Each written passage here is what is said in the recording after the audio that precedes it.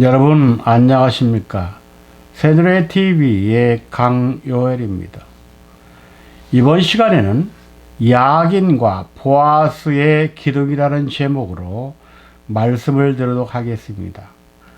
하나님의 말씀은 열왕기상 7장 13절부터 22절까지를 본문으로 하겠습니다.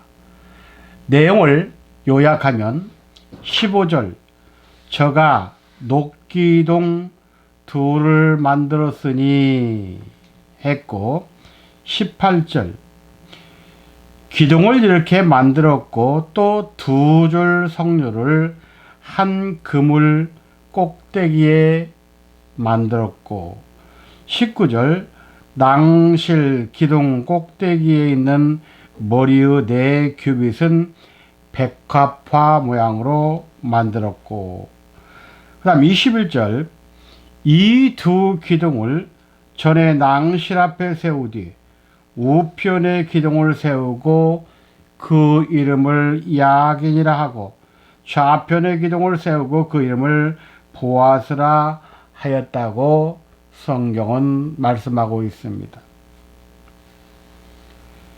이스라엘 백성이 출애굽한 지 480년이 되던 주전 966년 솔로몬 왕은 모리아 산에 성전을 세웠습니다.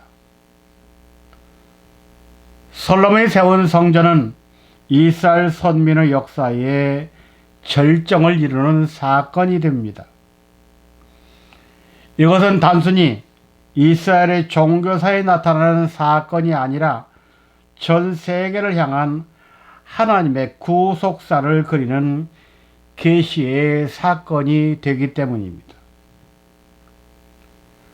솔로몬 성전의 재료가 놋이나 금과 같은 금속류였다는 것은 변치 않는 천국의 성격, 교회의 귀중성과 영원성을 나타내주며 성전 내부 기구들의 모양과 용도가 각기 다른 것은 신약의 교회운동에서 나타날 여러 가지 은사를 예표해 주고 있는 것입니다.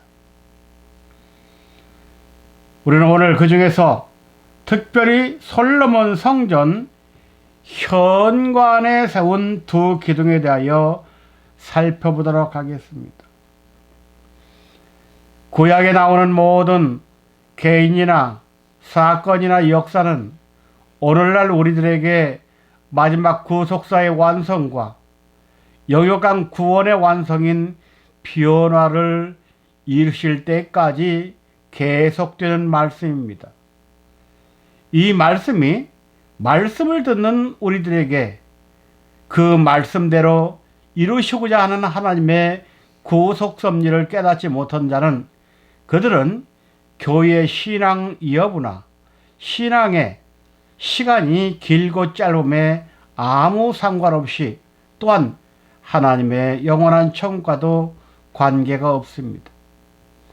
신구약 성경은 모두 예수님에 대한 말씀이요, 그 예수님에 대한 말씀은 곧 나를 놔두게 하는 말씀으로 예수님 베드로를 통해서 예수의 발자취를 쫓아가야 한다고 말씀하고 있기 때문입니다. 내용으로 들어가서 첫 번째 되지, 솔로몬 성전의 두 기둥은 놋으로 만들었습니다.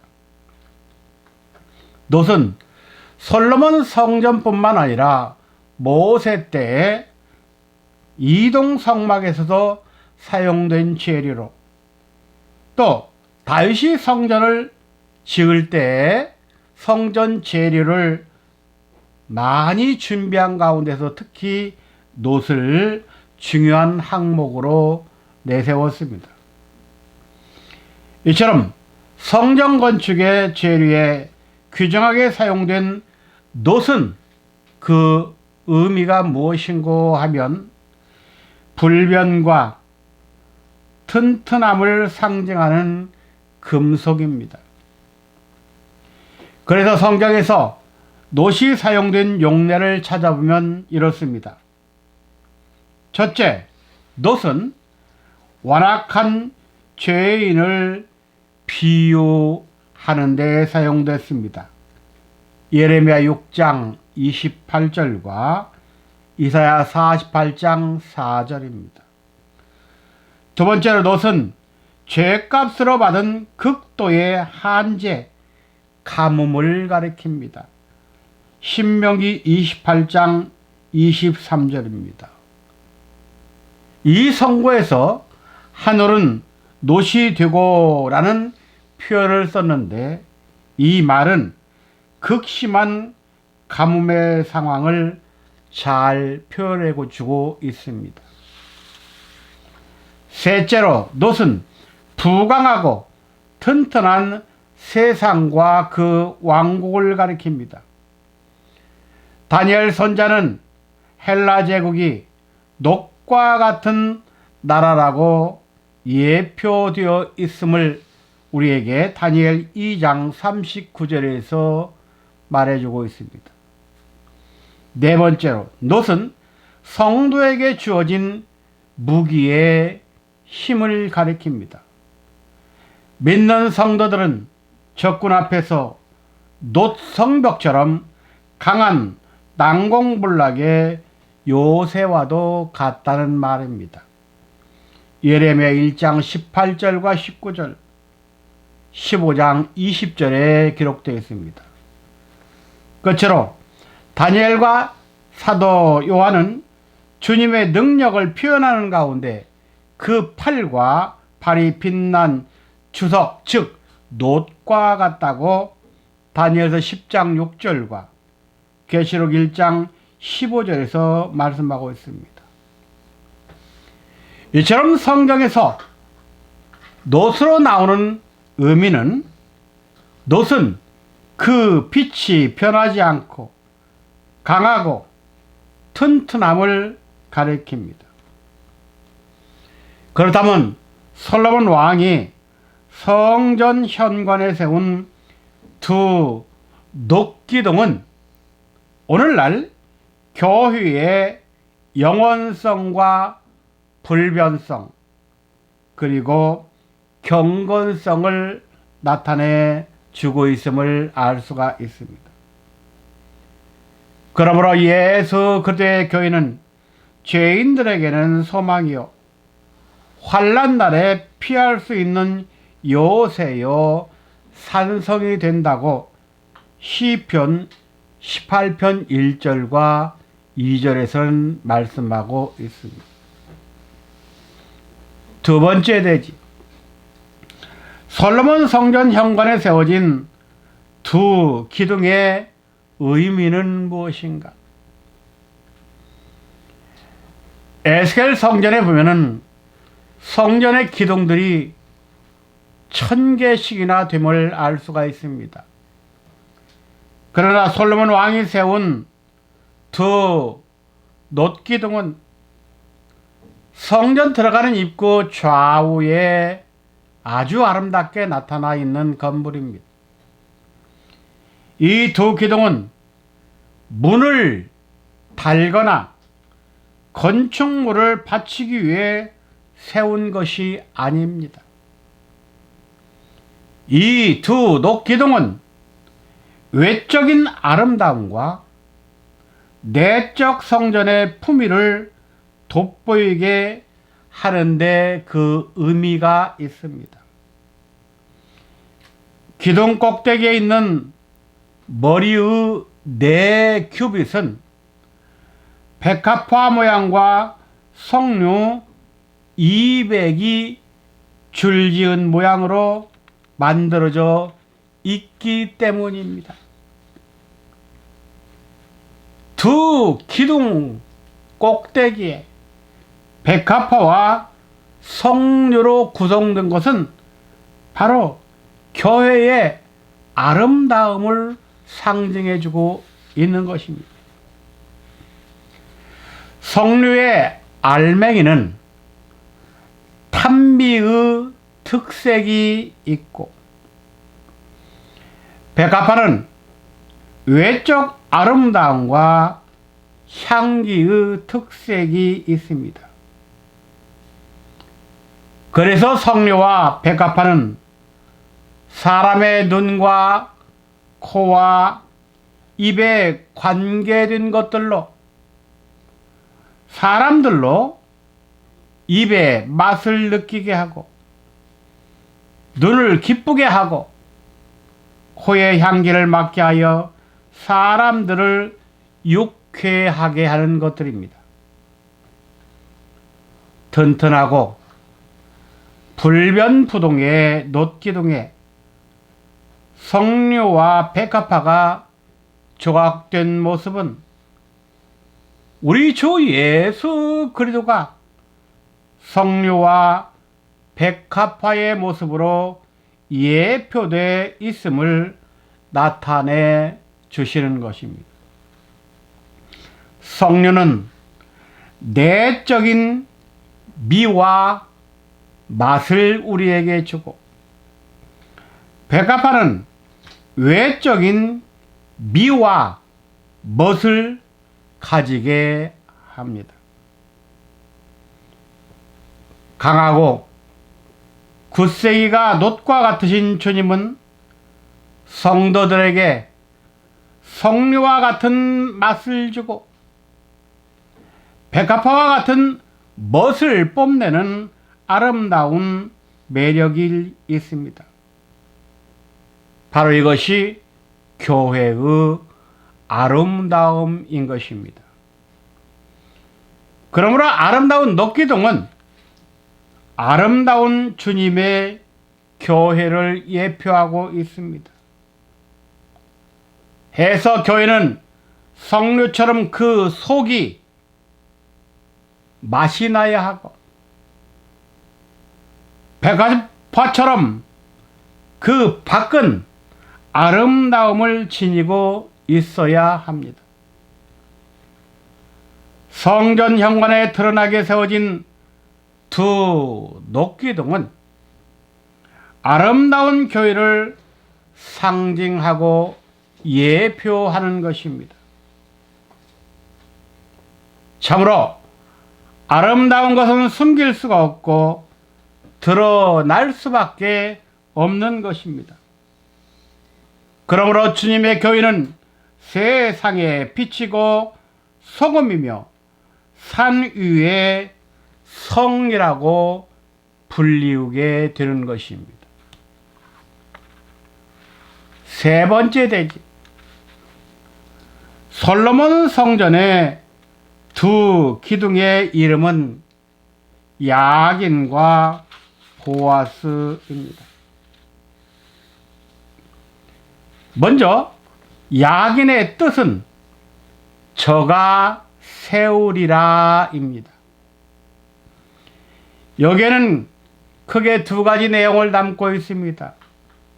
첫째, 야긴은 하나님께서 견고하게 하신다는 뜻으로 영구한 안정과 정립의 의미를 담고 있습니다. 이제 이스라엘 백성이 애굽에서 나온 지 480년 만에 안정을 누린다는 뜻입니다.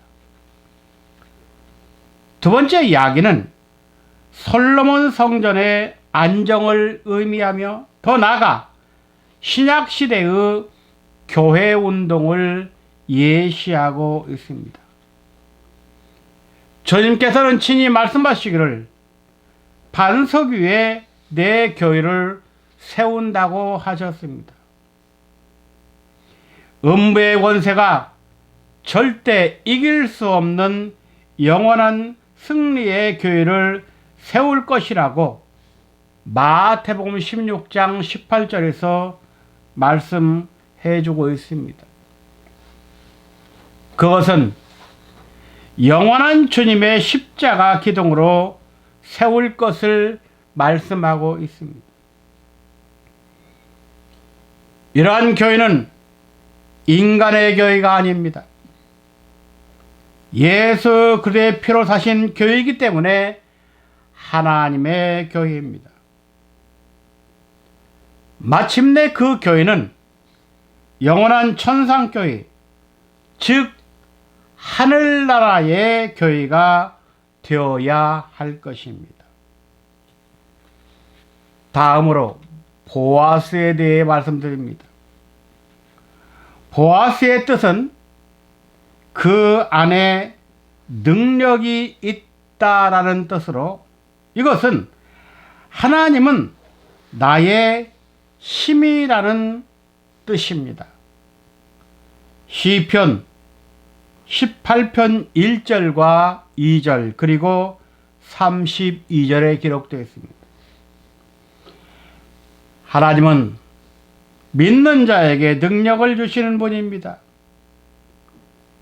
그 능력과 말씀의 권세를 받아야 우리가 죄악 세상을 이길 수 있다는 말입니다. 참으로 하나님은 힘이시고 힘의 근원이 되십니다. 창조의 힘, 통치의 힘, 구원의 힘, 심판의 힘이 되신다는 말입니다. 결론적으로 말씀드리면 솔로몬 성전에 세워진 튼튼하고 강한 두 녹기둥은 주님 자신과 교회의 불변성 그리고 항구성을 의미하고 있는 것입니다. 성전 두 기둥에 성류와 백합화가 만들어져 있다는 것은 우리 주님의 교회의 외적 아름다움과 내적 매력을 예표해 주고 있습니다. 더욱이 야긴과 보아스라는 두 기둥의 이름은 주님의 교회와 신자들의 안정성뿐만 아니라 하나님의 힘과 능력을 말씀해 주고 있는 것입니다. 야긴은 우편인 하나님의 힘으로서 태초의 말씀을 상징하고, 이 태초의 말씀은 성부 하나님의 사역을 뜻합니다.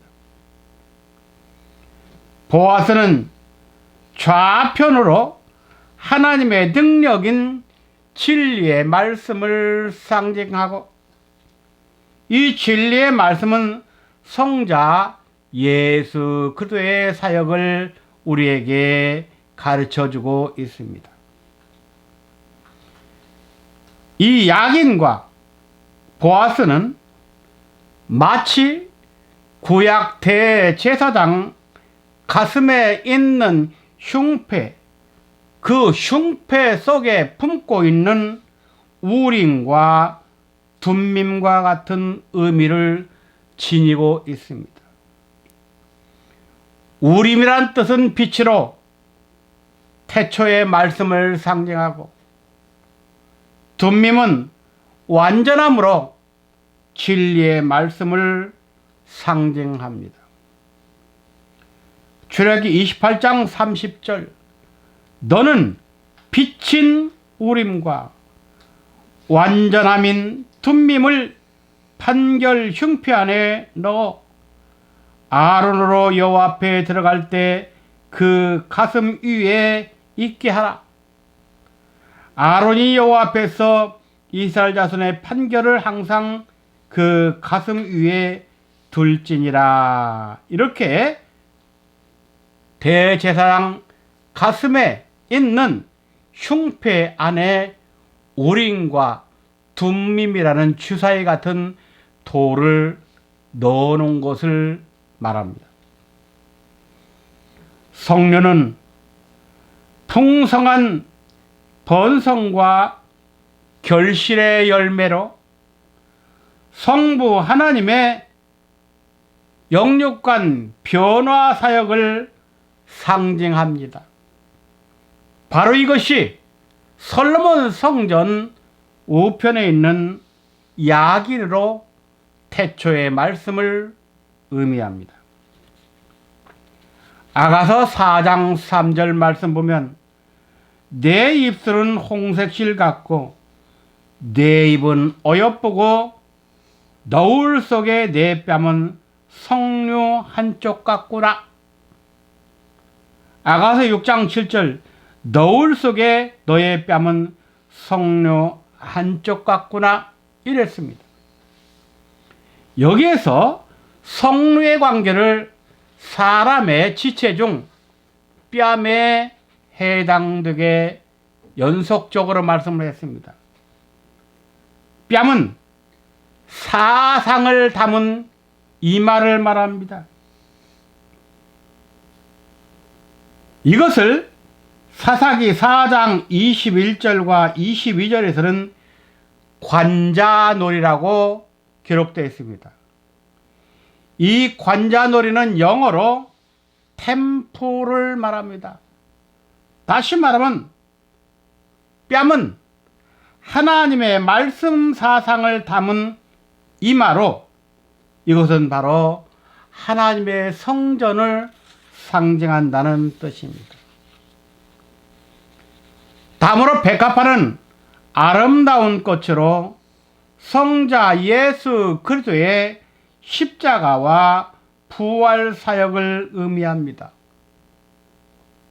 이것은 솔로몬 성전 좌편에 있는 보아스 기둥으로 보아스는 진리의 말씀을 우리에게 가르쳐주고 있습니다.